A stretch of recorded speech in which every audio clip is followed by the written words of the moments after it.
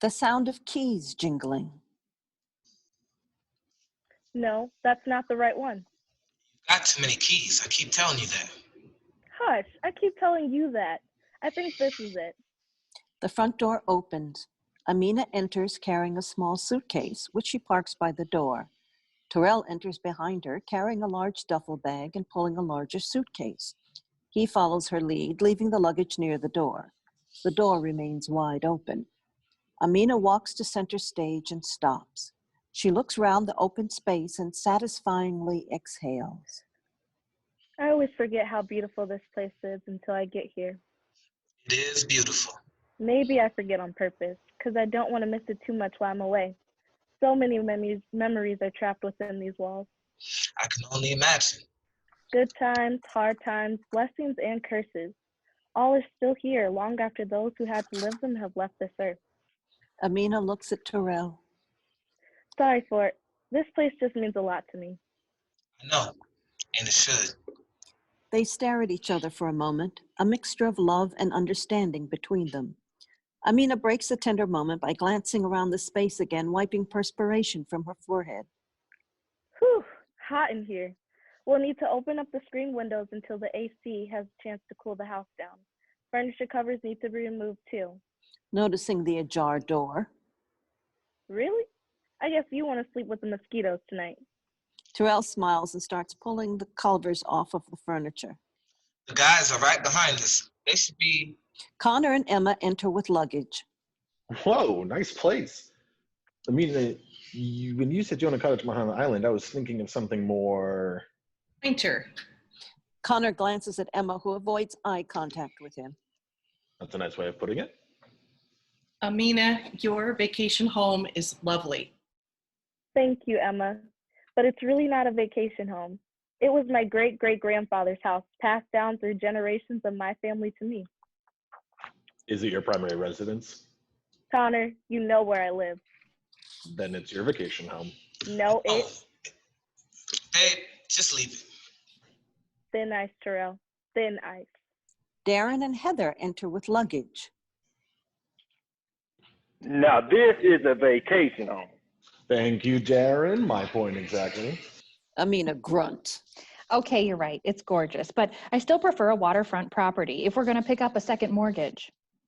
Heather, babe, don't be ridiculous. The beach is like 5 minutes from here. A more inland property is probably cheaper and safer than something on the coast. Homeowners insurance is more expensive with an oceanfront property. Everyone looks at Emma with a surprised expression. Now that the kids are in school during the day, I'm doing a little bit of real estate. Part-time, a hobby. Emma glares at Connor. Hey. Let me know if you need help finding a vacation home. Heather smiles politely. Babe, why don't you show the women where they'll be sleeping while the guys and I get some of these windows open? Amina Ladies. nods. The women Ladies. follow Amina up the stairs and off stage. The men watch them until they're out of sight. Once they are, Terrell walks over to the sofa and removes the cloth covering. The moment he does, Connor and Darren make a beeline for the sofa and plop down on it. Really, y'all? We spend half a day flying to South Carolina, taking a ferry to Mahala Island, and then driving halfway across Timbuktu to get to this place. We deserve a break. He's right, dude. I'm exhausted. Yeah, I am too. But Amina's gonna be pissed if she comes back down here and nothing's been done. Real cute. But I'm not whipped. I just like to keep my lady happy. Something you know nothing at all about. Fuck keeping her happy. My wife knows that. I'm the one that needs to be pleased. Such an asshole. That a wealthy asshole? If you leave out the wealthy part, I feel disrespected. Your wealth must be dwindling if Emma has to go out and get a job. Got a point. No, he doesn't have shit. My net worth has never been higher. The real estate thing, it's a hobby, nothing more. I promise you she won't be doing it too much longer. Darren appears unconvinced. I own one of the largest accounting firms in the Midwest. You're my corporate attorney? Don't I pay you well, or do we need to renegotiate your contract? Connor, chill out. Darren believes you. He's just ruffling your feathers. Now, can you two please get your raggedy asses off the couch and help me open up this house? Yes, sir. Anything for your Nubian queen. Yo, I need you to be on your best behavior this week. Amina already feels some kind of way about you, especially after that stunt you pulled on the 4th of July. Amina's too sensitive. So what? I wore a Confederate t-shirt. My great-great-grandfather died in the Civil War. I have a right to be proud of that flag. Some people see it as a symbol of racism. Connor Yeah, while stands, others- now serious. While others see it as a symbol of history. I mean, come on, man. You never had a problem with it before.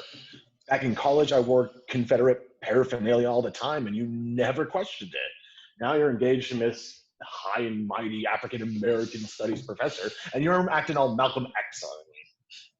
I thought we were brothers. Darren stands.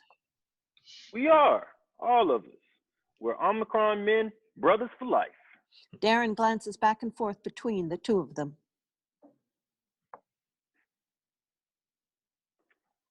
Look, this is a vacation, not a group therapy session. So let's get out of our feelings, get these windows open, and have a good time. The three men glare at each other for a moment, then nod in sync. They begin opening the house up. Darren pulls a cover off a small table and finds an emergency radio under it. He picks it up as the women re-enter, coming down the stairs. Cool, radio. We could play some tunes. It's for emergencies. We're on a small island and we don't get good cell phone reception, especially when it's cloudy. That radio will help us hear emergency news reports and reach out to anyone if we need it. Playing music on it is only going to drain the batteries. We're on vacation and the weather is great. I want to hear some music. Darren. I'll pick up a pack of batteries tomorrow, just for you. Promise. Amina scowls at him. Darren turns the radio on anyway. Crackling sounds as Darren looks for a station. Upbeat R&B music is heard. Darren puts the radio down, bobs his head to the beat, returns to helping open up the house. Amina shakes her head in annoyance, while the others go along with Darren's music preference, also bobbing their heads. The women help the men open the house. Everyone except Amina is in good spirits until the music is interrupted by emergency news report. The group halts and attentively listens. Tropical storm Dominique has just been upgraded to a Category 1 hurricane, with winds now at 85 miles per hour. Meteorologists are reporting some difficulty projecting the path of the hurricane.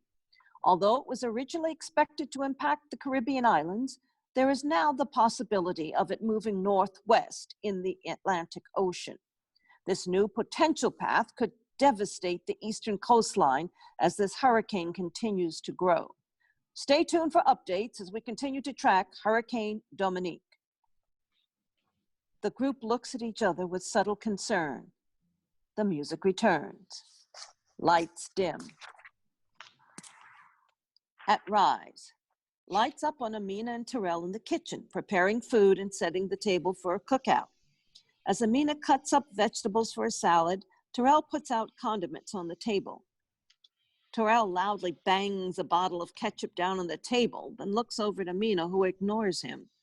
He stares at her for a few seconds, then sighs heavily. She continues to ignore him. What are we gonna do? About what? You heard the emergency broadcast. A hurricane is coming our way. Might come our way? And if it does? So what? Are we supposed to pack up and leave because we might get some wind and rain? Well, we just got here. I know. I don't want to leave either. But don't you think we're taking a risk by staying? Maybe, but we'll be okay. I've been through hurricanes before, in this house. I've also been through a lot of false alarms. Well, wouldn't you rather be safe than sorry? Amina continues to prepare the salad, ignoring his question. Her attitude remains unbothered. Terrell becomes more frustrated by her indifference. What's going on with you? You're usually the voice of reason. What if something happens? I can't leave. I have to protect the house. That doesn't even make sense. You can't protect the house. Yes, I can. What are you gonna do? Stand in front of the house and tell the hurricane to blow somewhere else? Yeah, that'll work. You're not funny. You're irrational. Terrell stares at her in judgment. Every time a hurricane has passed over this island, someone in my family has been in this house. And no matter what happened, they survived. And so did the house. So your family has some sort of magical powers over this house? Don't be a jackass. You're talking crazy. Don't call me crazy. I didn't call you crazy. I said you were talking crazy, which you are. You don't have control over a hurricane or the damage it does to this house and the lives in it. You don't understand. The cottage looks so great because it was rebuilt. My parents made the mistake of leaving it behind when I was a baby. They were just trying to protect me. But when the hurricane hit, let's just say the history we lost, we can never get back. That doesn't mean. I grew up repeatedly overhearing the regrets for leaving.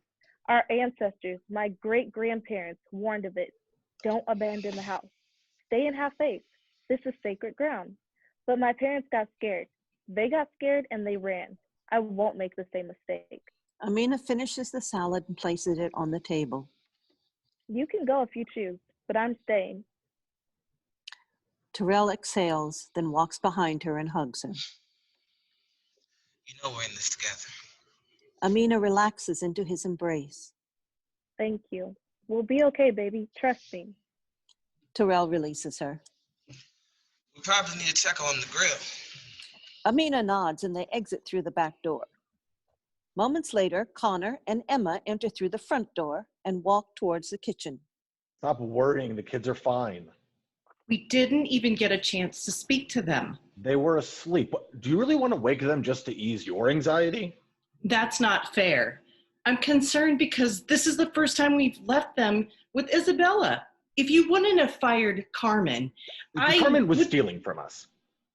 So she took some leftover food home to her family. We weren't eating it anyway. It wasn't hers to take. That's how it starts with those people. Those people? If you let it slide, she would be taking her jewelry next. Seriously?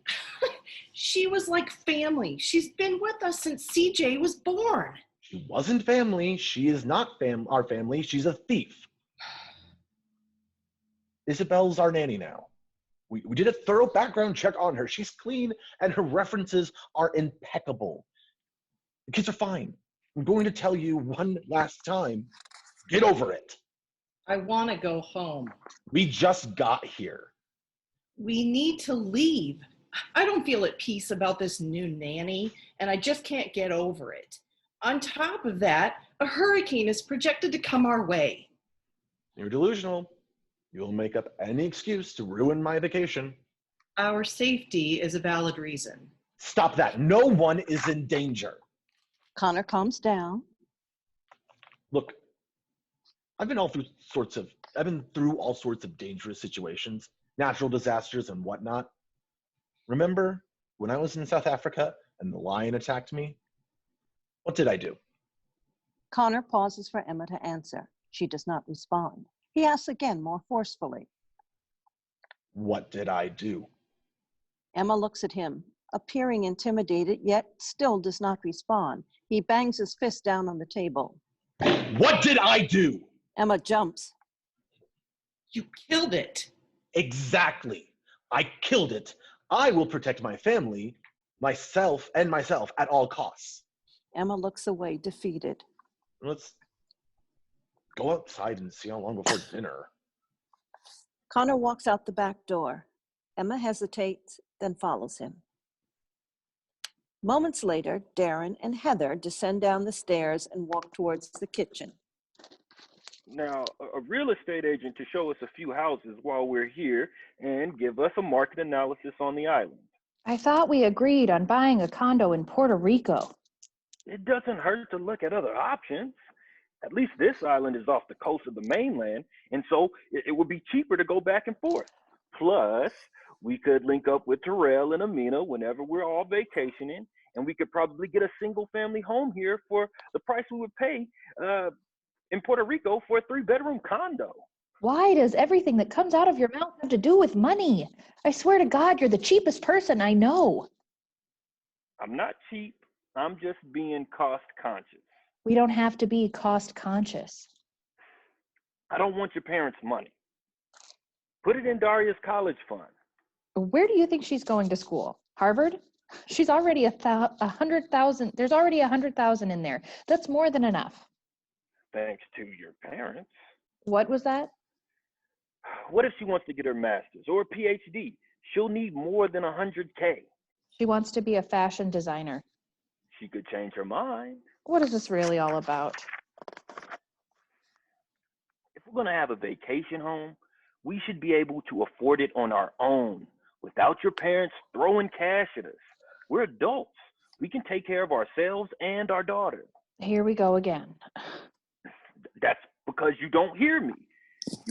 You and your parents are constantly making decisions about our marriage and our home without including me, your husband. Do you want to be married to me or them?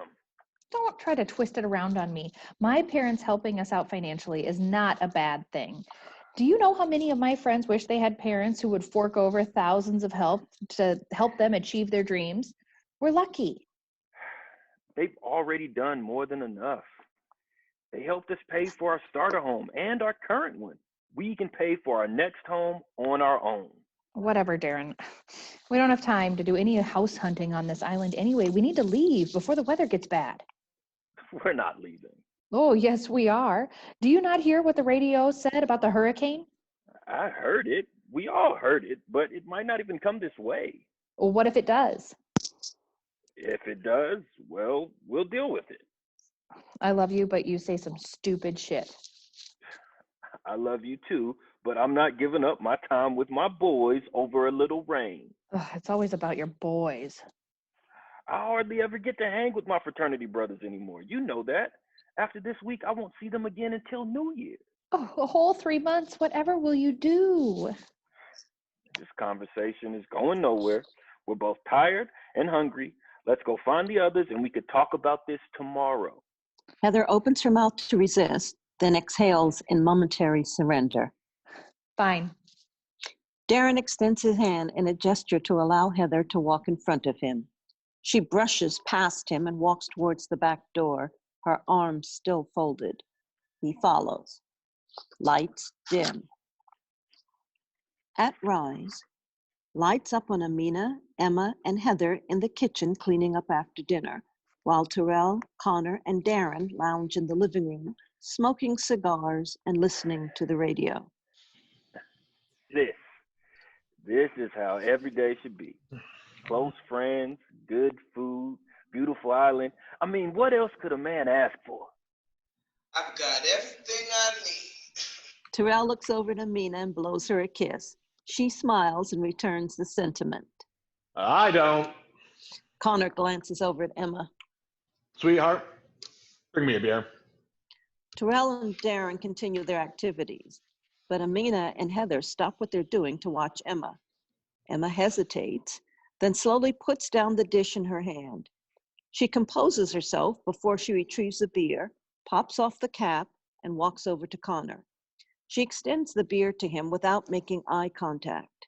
Once he takes it from her, she walks into the kitchen and picks the dish back up. Amina and Heather resume their activities. Connor takes a swig of the beer, then looks at the bottle in disgust. What kind of bullshit is this? It's beer, the swanky kind. Something new I found at the market. Must have been on sale. How'd you guess? Cheap ass. Just drink the brew and shut up. Heather moves over to Emma. I don't know how you do it. They all have their flaws. There are flawed men and there are useless pieces of trash. On the continuum, yours seems to inch closer to the latter every time I see him. Emma appears offended, but Heather doesn't notice. If I were you, Hey, I would... we're pretty much finished here. Why don't we head upstairs? I got a bottle of expensive wine stashed in my suitcase. How expensive? Let's just say I had to get the clerk at the liquor store to unlock the case behind the counter for it. Say no more. Let's go. Heather merrily walks out of the kitchen and up the stairs. Thanks. She can be really insensitive. I'll admit, she's harsh, but it doesn't mean she's wrong. Either way, what you're willing to tolerate in your marriage is your choice, no one else's. Amina walks past her towards the stairs, then ascends. Emma looks over at Connor, contemplates, then follows her. Terrell notices the women leaving and waits until they're out of earshot. Now that they're gone, I got a serious question. What's on your mind, bro? You all really okay with us staying on this island during the hurricane? I tried to talk to Amina about it earlier, but she wasn't trying to hear me. Yeah, better get used to it. That's what you get for proposing to a feminist. She's not a feminist. She just speaks her mind. Same thing? Personally, I'm not worried. The three of us survived pledging together, and that shit was way worse than a hurricane. The way they hazed our asses, we definitely proved that we can handle anything. Omicron men don't back down, and we definitely don't run. It's about running. It's about common sense. Oh, now you want to talk about common sense. You weren't talking about common sense when we were online and the big brothers told us that we had to swim across the lake. This guy put on a life jacket, a life preserver, and those little children's arm floaties. You look like a damn fool. I didn't know how to swim, okay? And for the record, those floaties are for adults. Look, the rest of us made it to the other side of the lake. We looked around, no rail. We were screaming, rail, rail, thinking you had drowned or something. And you were still on the other side of the lake, floating in the same spot.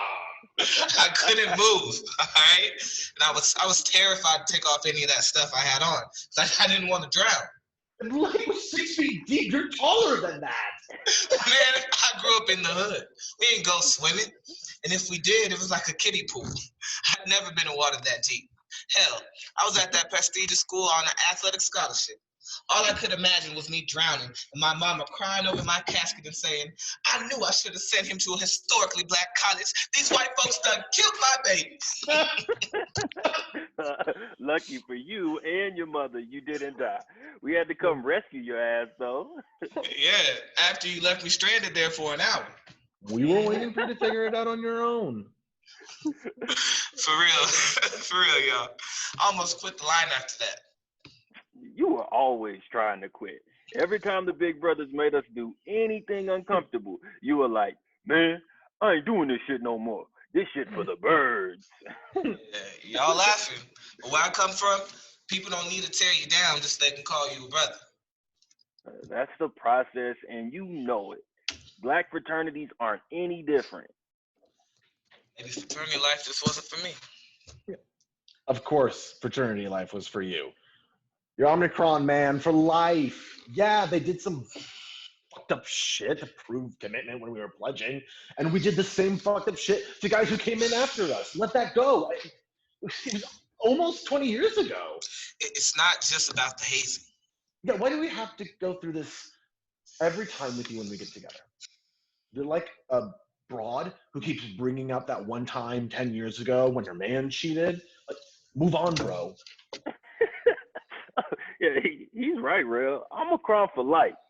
The brotherhood, nothing but love here. Hey, What was that? man, nothing at all. So, what's going on with you and Emma? The vibe is a bit tense. Oh, yeah, dude. I was going to bring that up. You really need to start treating her better. What's wrong with the way I treat my wife? You act like she's your employee instead of your spouse, always bossing her around. Bring me a beer. I do not sound like that. Actually, you do. If I recall correctly, I said, sweetheart, bring me a beer. Okay, I'll give you that, but you're too rough with her. She's fine. I don't think she is. I can see it in her eyes. She seems, well, unsatisfied. Yeah, she's just nervous about the kids being with the new nanny. She does seem a little bit distant. You might want to ease up. Look, guys, I know I am not the nicest person to be around, but you all know that I love my wife. Does she know it? I take good care of her. She has everything she could ever want. How could she not know it? Providing financially and providing emotionally are two totally different Yeah, things. well, let me stop you there. Emotions aren't my thing. That's what girlfriends are for. I get what you're saying, Connie, but take it from me. You got to support your woman, listen to her, take her out on dates, and all that mushy shit. You two are the worst. How's it that you guys are the married ones? Oh, we're just sexier than you. That definitely isn't the reason. Nah, you've been out here trying to find your soulmate. Dee and I just need a warm body, cute face, and someone to birth our children who wouldn't rob us blind. True that. See, that's why you're having marital problems right now. Both Yeah, of you. when you get married, you can advise about it, but until then, shut the fuck up. And he does have a lot to say We interrupt about this program to bring you breaking news from WMAI. Hurricane Dominique has shifted northwest in the Atlantic Ocean and is on path to move up the east coast of the United States. Dominique has increased to a wind speed of 118 miles per hour, upgrading its status to a Category 3 hurricane. Projections are still unclear if it will remain in the water or move over land, but Georgia, North and South Carolina residents should prepare for rain, strong winds, and flooding. Damn. Should we tell the women? Terrell lets out a heavy sigh and nods. Connor takes a chug of his beer, unbothered. Nope. Let's just ride it out. Lights dim. At Rise, lights up on Amina and Terrell in the kitchen. Amina stands in front of the stove making breakfast as Terrell sits at the table in deep thought. Amina looks over at Terrell. What? What? What? What? What? I know that look. You're worried. Did you tell them what they say? Is Connor pissed? I guess that's a no. You're going to have to do it sooner or later. Don't you think I know that? It's just hard. Harder than I anticipated. I'm sure it is, but procrastination isn't going to make it any easier. The longer you... I know. Amina backs off and returns to cooking. Terrell looks over at her. Guilt and shame are seen on his face. I'm sorry for snapping at you. You're only trying to help. Amina acknowledges his apology with a nod. I just wish I could go back in time. Take it all back, you know? But you wouldn't be right here today, in this place in your life with me and your friends, and this wonderful opportunity to make a difference. Amina walks over to him and caresses his shoulders. I know the road before you is going to be bumpy, but it's an amazing path, and I'm honored to walk down it with you. What? Say it so that you can be free of it. What if they hate me? If they truly love you, they won't hate you. You don't know them. They're so passionate. They eat, sleep, and breathe this shit. Baby, I'm going to be real with you. Yes, they could turn against you. But what if this is what you want? What makes you feel alive inside? You have to be true to yourself. Anyone who's meant to be in your life will be. I know. You're right. It's just... whatever. Terrell stands and grabs a set of keys off the table. You still need me to run to the store? Amina nods as she heads back over to the cooking area. Yeah, we need more bottled water. She pulls out half a loaf of bread from the bread box. Better get bread too. Sweetie, we should probably... Terrell stares at her, but she doesn't make eye contact with him. He looks away. Got it. I'll be back in a few. Terrell exits out the front door. Amina continues cooking, humming a tune to herself. Connor descends down the stairs and enters the kitchen. Smells great. What are we having? Amina turns toward Connor, her face filled with annoyance. Food. You want coffee?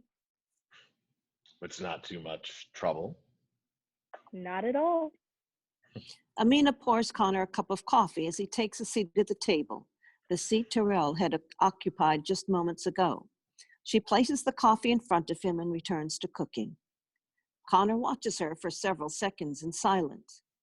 The energy between them is noticeably tense and uncomfortable. Why don't you like me? Amina stops cooking and turns to him, a questioning look on her face. For real, I want to know. No, you don't. I wouldn't have asked if I didn't. Why does it matter? It's not like you're ever going to change. Maybe not, but you are going to be marrying my best friend, so we should probably try to get along. Those are the most intelligent words I've ever heard come out your mouth. See? I'm not all that bad. I beg a differ. Oh, yeah? Go ahead. Tell me how you really feel. I know that it's eating you up inside. Amina shrugs and gives in. Okay. You're an egotistical, sexist, racist narcissist. Did I leave anything out? Well, I think you got it all covered. My turn. You are a loudmouth, angry, reverse racist feminist. Did I leave anything out? Do you even know what any of those words mean? I happen to have an Ivy League education, but you already knew that. What mediocre, underfunded ghetto college did you graduate from? There it is. That's the Connor I know. And you wonder why I don't like you. Yeah, I'm trying to be nice to you. And that lasted all of 2 minutes? You have no idea who you're talking to. Unlike everyone else, you don't scare me. There's nothing you have control over me that I want. Except your fiance. Ha! Keep dreaming. I could destroy your entire relationship with him just like that. Darren descends down the stairs, but Connor and Amina don't notice. They stare each other down. You think so? I'd like to see you try. Try what? Amina and Connor finally notice Darren. Their unseen claws retract enough to be civil. Your little friend thinks his power of persuasion is better than mine.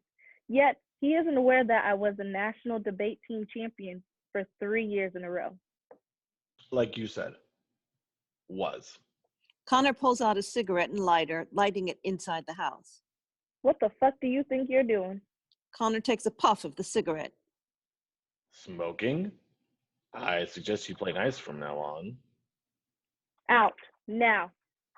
Darren's eyes bounce back and forth between Connor and Amina. Connor grins and walks out the back door. Okay. What did I miss? Amina bends down and grabs a can of air freshener from under the sink. More of the usual. Nothing I can't handle. Amina begins spraying the air. Lights dim. At rise, lights up on Emma in the living room, holding a cell phone up to her ear and walking in circles as she attempts to find a good signal. Hello? Hello? Can you hear me better now? How about now? Am I still breaking up? Moves again. Is that better? Can you hear me? Oh, thank God. Isabella, it's Emma. Can I speak to the kids? Emma's face morphs into shock. He told you what? Those are my children, and I have the right to speak to them. I don't give a damn about what Mr. Edwards told you. Put CJ on the phone now, or you won't have a job when we get back home. Emma nervously paces, but stops herself and tries to move back to her initial spot. Hello? Hello? CJ, baby, are you okay? Emma lets out a heavy sigh of relief. Her eyes water with tears. I miss you. Mommy misses you so much. Has Miss Isabella been nice to you? Where's your sister? Is she okay? Let me speak to her. Chloe, it's Mama. Emma smiles through her tears. I miss you too, sweetheart. I'll only be away for a few more days. Yes, Daddy and I are coming home soon. We love you two so much. Chloe, Chloe, can you hear me? Moves around. Chloe? CJ? Isabella? Can anyone hear me? Emma looks down at her phone and sees that the call has dropped. She quickly tries to redial, but the phone won't connect. No, no, no! She frantically moves around the space, trying to call a couple more times. No luck. No! She collapses onto the sofa in disappointment and despair. Several seconds later, voices can be heard off stage. You're not listening to me. I am listening to you. I heard what you said. I just don't agree with you. There's a difference. Emma wipes her tears away and quickly puts herself back together as Heather and Darren enter the house. Heather's hair is now braided. Why do you have to make everything so difficult? Why do you always have to have your way? Heather notices Emma on the sofa and calms down. Emma, you missed out on the beach. It was amazing. I even got my hair braided. Very cute.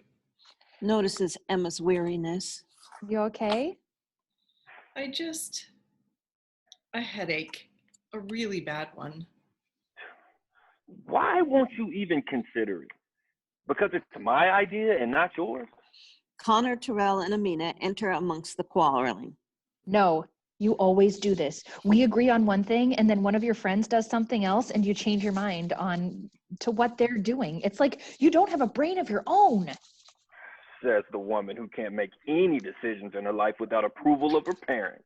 Oh my God, would you two please shut up? Stay out of this, Connor. You've been arguing nonstop since we left the beach. You've got my head hurting now. And like, give me some of those pain pills. Have you ever heard of the word please? Have you ever heard of the word bitch? Oh, Oh, do Connor, you think? don't disrespect my wife, man. Tell her not to disrespect me. Heather, you don't have to. It's not a big deal. Stop putting up with his bullshit. Darren, put your Hold wife up, in the place before I hold do that up. for you. Everyone Oh, needs my to calm down. place. Agreed. So you're going to put me in my place. Heather, chill. Everyone, just chill. Tensions are high, yet silence fills the room. Guys, we just came from a nice, quiet day at the beach. We pretty much had the place to ourselves. It was perfect. Let's not ruin it by fighting. This is our vacation, y'all. You're right. I apologize. I'm sorry too, Darren. Let's just table the house thing until we're not so hot, okay? You know? Yeah. Terrell glances at Connor, who shows no sign of remorse. Connor? What? Connor glares at Terrell, then huffs in surrender. Whatever. Darren, I apologize for inferring that your wife is a bitch. Terrell judgmentally stares at Connor. Fine. Heather, I'm sorry for calling you a bitch. No, you're not. I tried. Why don't we funnel all this negative energy into a little competition? I brought Monopoly. I thought the whole point was not to argue. Monopoly is a guaranteed argument. Not if we play the drinking version. Every time you land on someone's property, you have to take a shot. Okay, this is about to get interesting. I'm in, but heads up, Emma doesn't handle her liquor very well. I can handle my liquor just fine. And I call the shoe. Connor cannot be the banker this time. He likes to approve himself loans when no one's looking. In that case, I'll be the banker. Shit. I may as well give my money give me the bank all my money now. The group laughs. Amina retrieves the game box and Terrell pulls out a bottle of brown liquor while the others crowd around the table excited. Lights dim. At rise. Lights up on Amina and Emma in the living room, lounging on the sofa. Heather frantically runs into the house through the front door. She rapidly approaches the women. What is going on? What do you mean? I just saw a couple of your neighbors boarding up their houses. Alarmed, Amina and Emma sit up straight. They're what? literally nailing wood over their windows. Is that hurricane coming this way? I don't know. I haven't heard any updates. Oh my gosh, are we in danger? Do we need to leave the island? No. I mean, I haven't been paying attention. I've been caught up trying to make sure you all don't strangle each other to death. And have there been any weather alerts on the radio? The guys have been using the radio, but they haven't said anything. We need to get out of here. We need to get out of here right now. Calm down, Emma. Calm down. We'll be okay. You don't understand. I can't die. I can't die. I need to get to my babies. You're not gonna die. No one is dying. Just try to calm yourself down so we can figure out what's going on. I knew we should have left after that first weather announcement. Listen, ladies, everything's gonna be fine. Well, how do you know that? Because I do. As long as we stay in this house, we'll survive. What are you talking about? There's a hurricane out there. There's nothing out there yet. Let me talk to the guys in. The back door opens and the three men walk in. Did you know and not tell us? What are you talking about? We're gonna die. I'll never see my children again. Mina, what's going on? Baby, I need you to tell me the truth. When is Hurricane Dominique going to make landfall? Everyone stares at Terrell. We need to know how much time we have to prepare. Tomorrow morning. Connor and Darren groan at Terrell's disloyalty. Come on, man. What? Oh my God, I can't believe, you know what, it doesn't matter. It's still daylight. We can still get out of here tonight, right? The men look away. The women look at Amina for hope. Amina is quiet. Amina, please tell us how to get off this island. We can't. The last ferry for the day left about an hour ago, and more than likely it was full. No. Heather looks at the men with malice in her eyes. You bastards. Blackout. End of Act 1.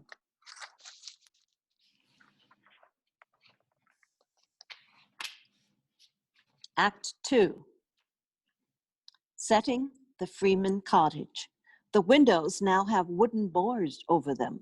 The living room and kitchen have a slightly disorderly appearance. Dishes are starting to pile up on the counter. Blankets are strewn haphazardly on the floor and sofa. The furniture looks a bit more used and less perfectly placed. At rise, lights up on Emma, holding her cell phone up and walking around attempting to get a signal, while Connor, Darren, and Heather are in the living room, huddled around the emergency radio, their clothes and hair a bit disheveled. The faint buzzing sound of a generator running can be heard in the background. Hurricane Dominique, a Category 4 hurricane, made landfall early this morning, slamming coastal Georgia, South Carolina, and North Carolina communities with 135 miles per hour wind, over 2 feet of rain, and a storm surge of 14 feet. The now somewhat slow-moving hurricane is still hovering over the area, bringing relentless rain and wind. Over 1 million homes and businesses have lost power, and companies like Georgia Power and South Carolina Electric and Gas say they won't be able to restore electricity immediately due to the flooding and scattered debris that are making it difficult for crews to use roads and highways. Thank God Amina has a generator, but we'd be powerless too. Heather looks at Darren sourly and sucks her teeth. Babe, I said I was sorry. I know I messed up. What else do you want me to do? Heather gives him a blank stare, then dismisses him. Connor glances at Emma. A look of concern, then annoyance crosses his face. Sweetheart, come sit down. Emma ignores him. Instead, she perks up as she looks at her phone and pushes the call button. Please go through. Emma watches the phone closely, her hope fading after several seconds. Dang it. Emma presses end on her phone, then pushes call again. Come on, Emma. Come on, sit next to me. Emma does not respond, but continues to watch her phone. Emma. Emmy. I know you hear me. Leave me alone. Sweetheart, you are embarrassing yourself. Let's put the phone down and chill out for a while. Emma glares at Connor, presses end, and throws the phone in his direction, hitting him. Ow! Heather laughs loudly. Darren attempts to join in and laugh with her, which causes her to stop laughing and instead give him a cold glare. Darren stops laughing and hangs his head in shame. This is your fault.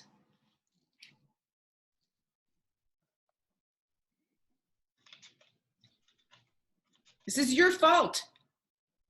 Why are you throwing shit at me?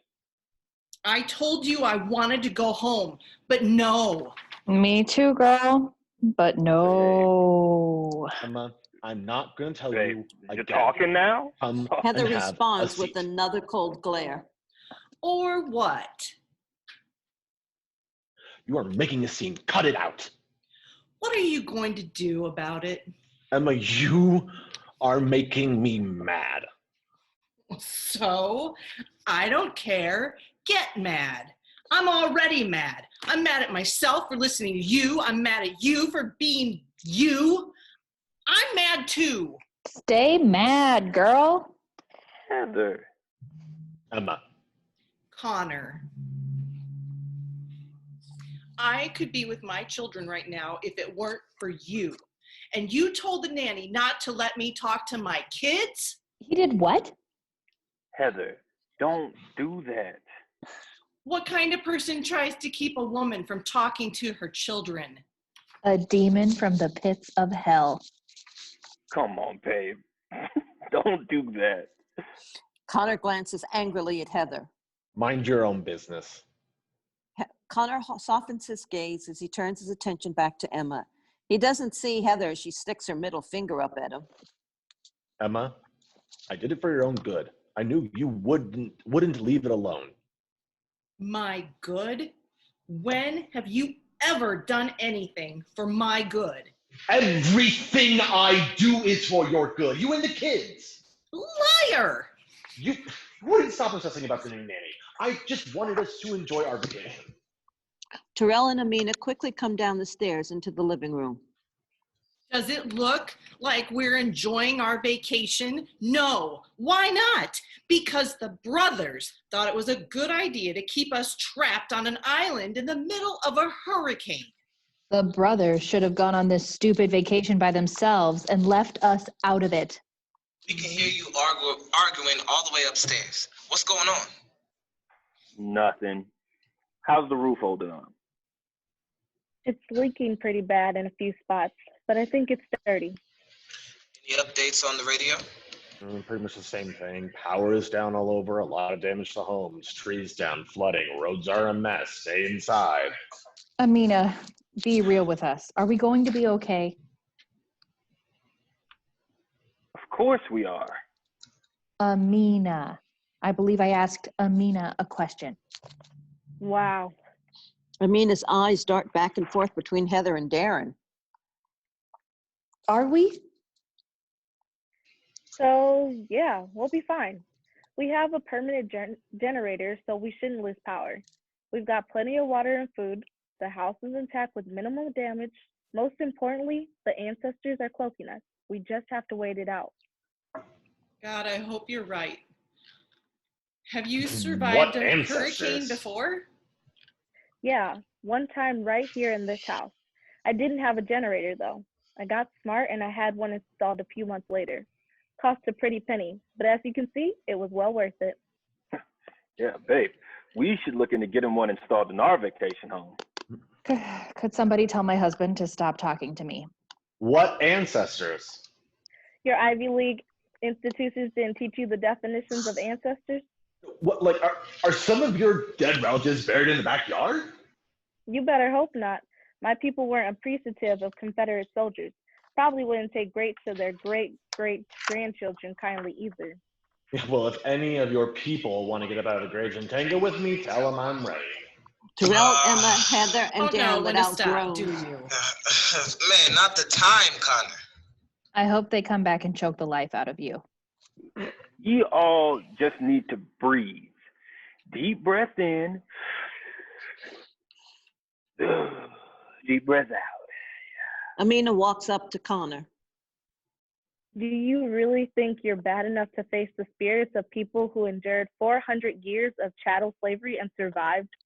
I know A boom of thunder. Blackout. At rise, candlelight. Dimmer lights up on Emma, Connor, Heather, and Darren in the living room. Emma and Heather sit silently, while Connor and Darren light candles around the room. The radio report can be heard clearly in their silence. Hurricane Dominique is finally moving northeast, giving the coast of Georgia and the Carolinas the extreme weather relief they desperately need. Yet the damage has been done. First, aerial pictures of the East Coast are filled with flooded and damaged homes. In some neighborhoods, the water levels are so high that only the rooftops of houses are visible. FEMA is expected to begin aiding these areas in rescue and displacement services immediately. President Trump has been on a golfing trip over the past few days, but has tweeted, "My thoughts and prayers are with those impacted by this nasty hurricane." A spokesperson from the White House has confirmed that the president will be visiting impacted areas in the coming week. Amina and Terrell enter through the front door, wearing ponchos and looking wet.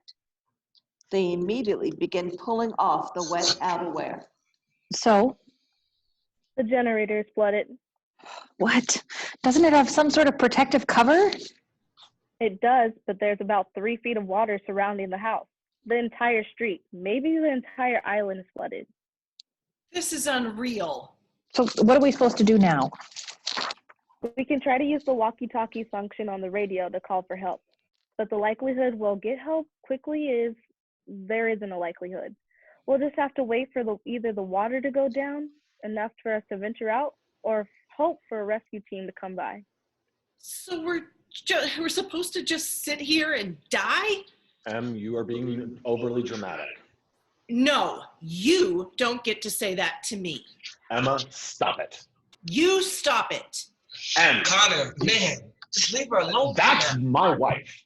She's upset and you're only making it worse. Give her some time, okay? I'm not gonna lie here and die. Give me the radio. I'll stop. I'll just keep calling until someone answers. They've got to answer eventually, right? Everyone looks at Amina. She looks at Emma with compassion and shrugs. Why not? Go for it if you think it'll help. You'll probably get better reception upstairs. Take a candle. Emma nods with hope, picks up the radio and a candle, and exits up the stairs. Everyone quietly settles down in the living room. Amina and Terrell sit next to each other, but Heather selects a seat on the other side of Amina rather than with Darren. Darren notices her choice and visibly displays his aggravation. Connor also appears to be seething. How many hurricanes did you say you've been through? 3. Is this the worst one? No. Have you ever been through a hurricane? Everyone shakes their heads. The worst was Katrina. You were there? Doing some research for my dissertation. I was staying in a more affluent area, so we were evacuated sooner. But I ended up going back with a group of volunteers to help with. There were so many bodies, some just floating, and the smell. You never forget this kind of smell. Overpowering, even with the mask on. It was the saddest thing I ever saw. Worst part was they knew it was coming. The city officials, the state, New Orleans is literally sinking, and everyone knew those levees needed repair.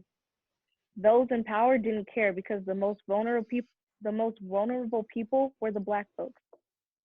Well, I've been to New Orleans many times, and it's a dingy-looking city. So if you ask me, that hurricane probably helped clean up the place. Oh my God. What the fuck is wrong with you? Why don't you say something like that? People died, man. Well, I'm not talking about the people who died. I'm talking about the city itself. You can't say that a hurricane that caused the loss of life and possessions cleaned up the city and not be offended. Do you ever listen to yourself talk? Doubt it. Why is everyone jumping on my back? I simply gave an opinion. Your opinion sucks. Sometimes it's okay to just keep it to yourself. Okay, you get to say what you think, but I can't. Yeah, this is America, and I have freedom of speech. It's amazing how people love to bring up the freedoms of living in America when it applies to the dominant group. But when it comes to everyone else, freedom is just subject to interpretation. This is about the whole Confederate flag thing, isn't it? That was 3 months ago. You just can't let it go. This is about human life. Whether we're referring to Katrina, slavery, or my ancestors who lived in this house, it's all about humanity. Can we talk about something a little lighter? A little lighter? Like what? Being white? Or is it wanting to be white for you? I resent that comment. No, you resent your black skin. Be honest. If God walked into this room right now and said, Darren, you get to pick your race. You can be whatever you want. Would you really stay black? That's a dumb question. Then answer it. I don't have to. You're right. Your behavior answers it for you. Well, you really want to marry that one? Aaron, answer the question. Everyone looks at Heather. You finally talking to me? You get me to answer some silly question? It's not silly if it's true. Did you marry me so that you could assimilate into white society? Newsflash, we're married and I'm still black.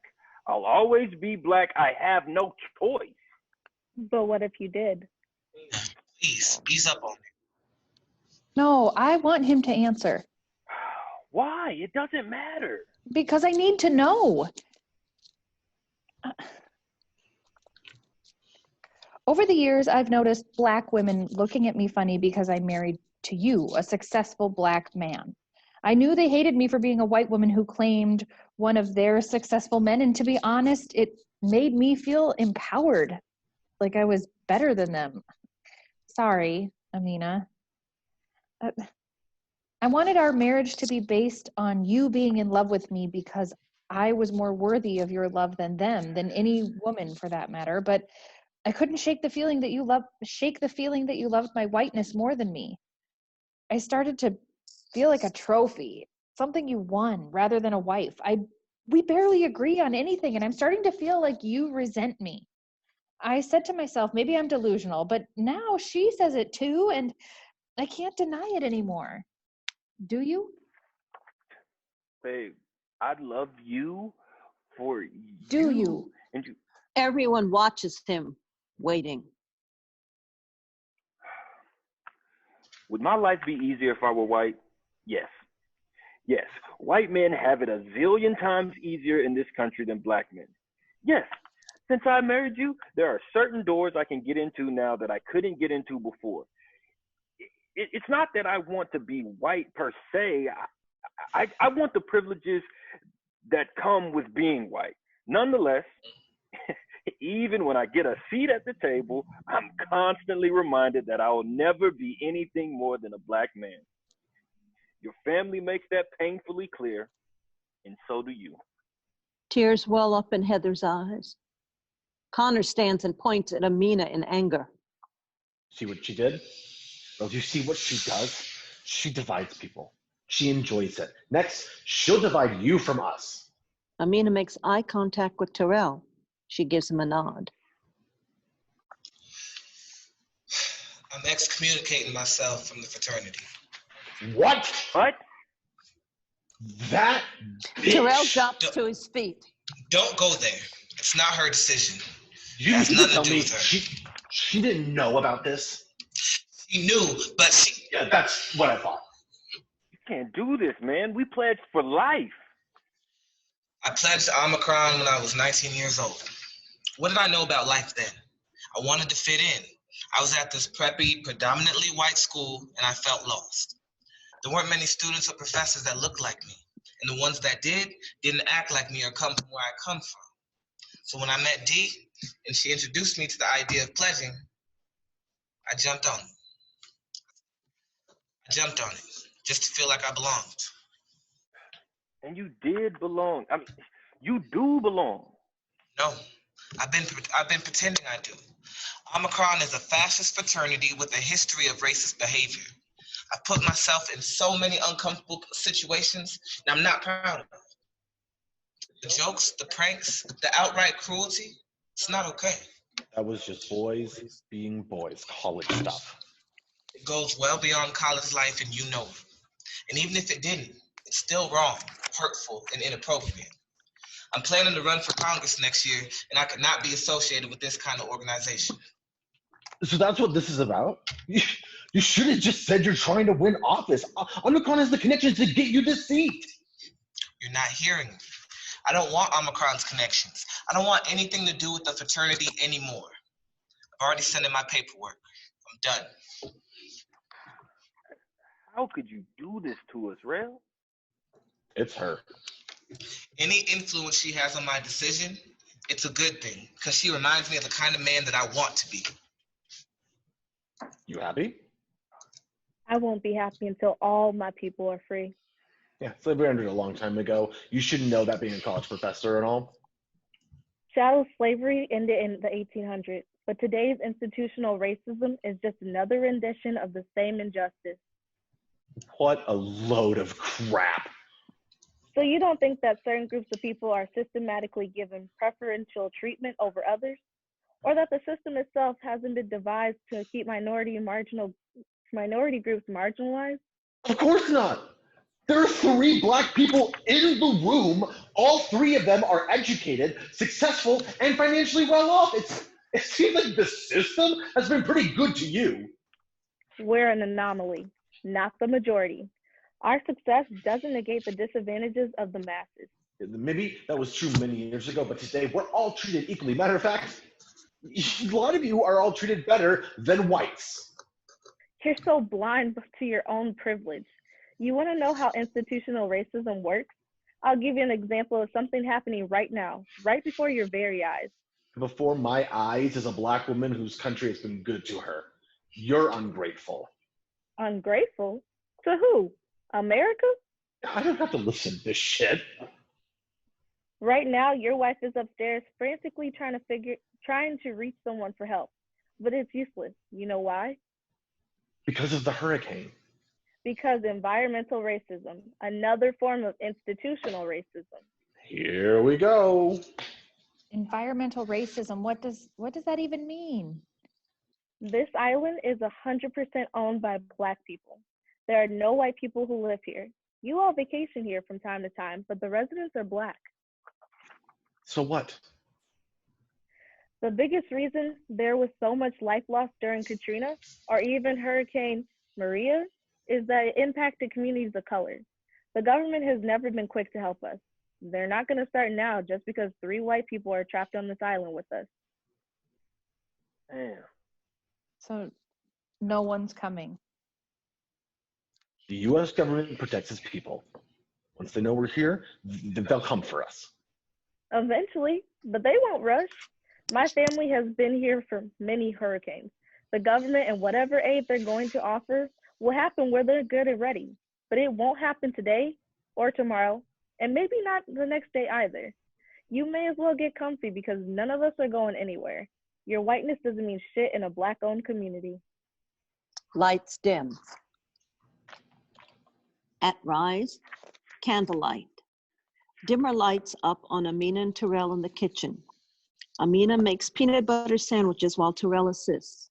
Connor, Darren, and Heather remain in the living room. That didn't go too well. They didn't say they hate you. They didn't say they didn't either. You were honest. You did the right thing. You were honest too. Maybe a little too honest. I'm sorry if you feel I was hard on your friends. I'm not trying to come in between you all. I just get so worked up when people aren't honest about race. Dedicated your life to giving Black people a voice when our experiences are often unrecognized and invalidated. You don't have to apologize for that. It's one of the reasons why I love you.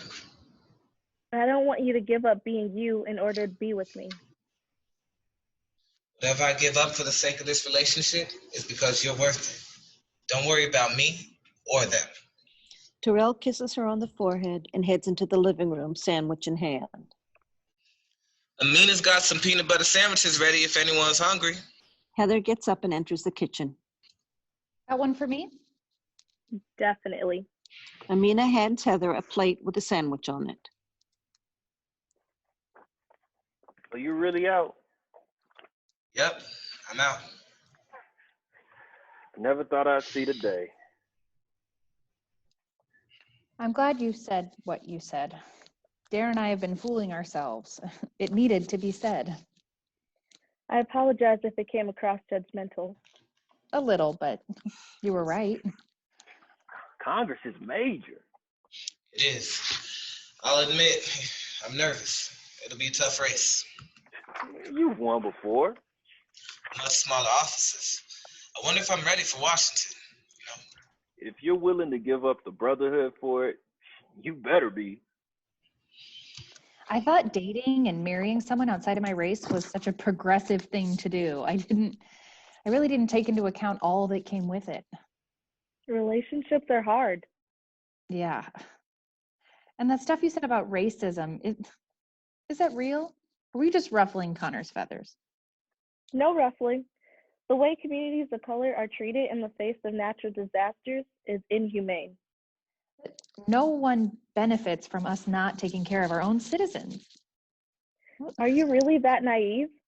After Hurricane Katrina, white people rearranged the entire city to benefit themselves. They condemned buildings to force poor people out. State Farm wouldn't pay for damages, claiming that the flooding wasn't covered, so people couldn't return to their homes. When people were offered less than market value for their property, they had to take it because they had nothing. Meanwhile, folks from all over came for the cheap land, leading to property taxes skyrocketing. Many residents couldn't afford to keep up, so they got pushed out too. That's insane. That's the America I know.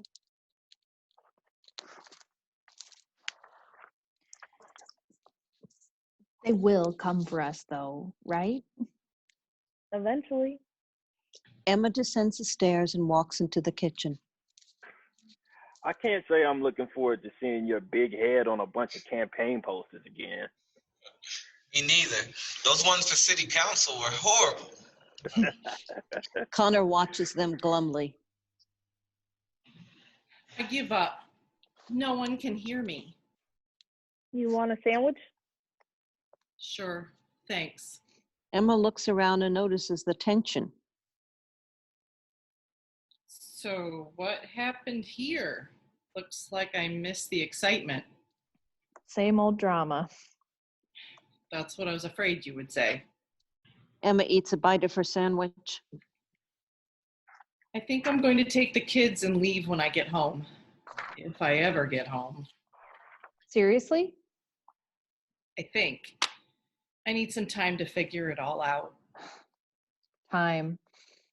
Seems like the one thing we all have plenty of right now as we face the possibility of not having enough of it. The three women all take a bite of their sandwiches. Lights dim. At rise, candlelight. Dimmer lights up on Emma, Heather, and Amina sitting in the living room. They are silent. The radio report can be heard clearly in the silence. It's been 3 days since Hurricane Dominique blasted the southern east coast with Category 4 winds. Millions of dollars of damages to homes and businesses are being estimated, and recovery and cleanup are expected to be a lengthy process.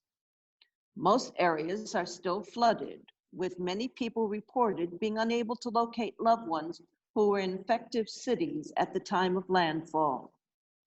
Some efforts have been made related to search and rescue, but until the president signs off on relief aid, governmental assistance will be continued to be limited to first responders and volunteers.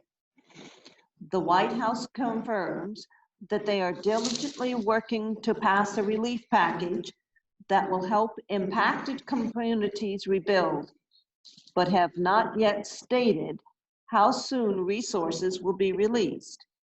The death toll for Hurricane Dominique is currently estimated at 500, but is expected to increase as search efforts continue. There are so many things I've taken for granted. We all have. That's how life works. You never think about the good until you experience the bad. Yeah. Amina, What's up? do you think that I should leave him? That's not for me to say. You should. It depends on whether or not you're willing to keep living the way you do. When it comes to Connor, I think I'm just repeating how I saw my mom deal with my dad. They had everything they wanted and needed. I thought that was enough. Have you ever asked your mom if she was happy? Once, she blew me off. "Don't be a fool," she said. I didn't know what that meant. Still don't. Not to change the subject, but this whole environmental racism thing sounds a bit, I don't know, far-fetched. The wealthy crap on the poor all the time. I get that, but how do you know race has anything to do with it? Because we aren't treated the same. For instance, when the government wants to put a landfill or a radioactive power plant in a city, whose neighborhood do you think they're going to put it in? Terrell, Darren, and Connor descend the stairs with buckets filled with water in their hands. When they get to the lowest level, they stop, put down their buckets, and listen in on the conversation. But that's more of an economic issue than a race issue. Economics certainly contribute to the problem, but by creating systematic barriers that keep people of color from being able to generate wealth, they're always going to be vulnerable to having their communities targeted for unsafe environmental practices or not receiving the resources they need. See, we're back on this again. I see Old Man Edwards has returned. The leaking has slowed down, but these buckets are full, so we're going to have to dump them outside. That's good news. I just don't get why people like me with money are blamed for other people being poor. That's not my fault. And then I'm called a racist if I don't want to share or give up my comforts to someone who doesn't want to work hard. What? What are you talking about, man? Well, I'm talking about how society is always blaming white men with money for all of its problems. I feel like we're the ones under attack, not poor people or people of color. All these laws and policies are protecting them and giving them everything: affirmative action, welfare, and bullshit like that. With policies like affirmative action and governmental assistance, aka welfare, has your life, wealth, or comfort been affected in any way? Do you make any less money? Do you not have a beautiful home, car, neighborhood? Do your kids eat every day? Can your kids go to the doctor to get help? That's not the point. That's exactly the point, because for many families, their reality doesn't include not having any or most of the resources that you have. You're okay with others not having nothing and you having everything. It is not my fault that I'm rich. No, that would be your dad's fault for providing you with a great inheritance, and slavery's fault for allowing generations of your family to thrive and build wealth while people of color were prevented from doing the same. We're getting off topic. I want to know about this whole environmental thing, because whether we like it or not, we've been stuck in this cottage for 3 days without any help. We don't have electricity or running water. I stink and I'm miserable. Ditto. If it's true what you're saying, that the government doesn't protect communities of color, when can we expect to get help? Well, it took 4 days for aid during Hurricane Katrina and over 22 days during Hurricane Maria. It's already been 3 days. 4 days doesn't sound too long when you're in a comfortable position, But when you're trapped like we are, 4 days feels like forever. You would think in a country that has so much wealth, help would come immediately. It does, if you have the right complexion. Let's get this dirty water dumped out. The men pick up the buckets and head out the back door. Lights dim. At Rise, candlelight. Dimmer lights up on Emma, Connor, Heather, Darren, Amina, and Terrell, spread out throughout the dining room, living room, and kitchen. They are silent. The radio report can be heard clearly in the silence. 4 days after Hurricane Dominique battered the East Coast with 135-mile-per-hour wind, President Trump has touched ground in South Carolina and signed a relief package to aid in the cleanup of impacted areas. Rescue efforts are underway to find those who are potentially alive and trapped in dwellings or buried under debris. Criticism regarding the slower response to providing resources to less affluent areas, especially in the Sea Island region known as the Gullah Islands, is suggested to be racially motivated. Myrtle Beach, both Beaufort, Savannah, and other wealthier cities have seen large numbers of government personnel on the ground assisting residents, while poorer or minority communities have seen less help. I can't take it anymore. What's taking so long? I know I shouldn't think this way, but I can't stop imagining dying in this house and never seeing my children again. Amina, is there anything we can do? Well, we can go outside, at least a few of us. The water should be starting to recede by now. We can look for help and let someone know we're here. I'll go. Me too. That sounds sexist, but maybe the guys should go I and don't want to stay back. Me either. I feel like I'm going crazy in this place. We can all go.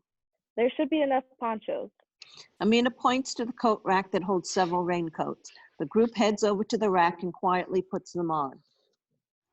And make sure to take your ID with you so that if anything happens. The women take out their purses and stuff their IDs into their pockets. Darren walks up to Terrell. I feel like I need to say this. I understand why you're leaving the fraternity. What you're doing is brave, and I respect that. Omicron or not, you'll always be my brother. thanks. It means a lot. The two men hug.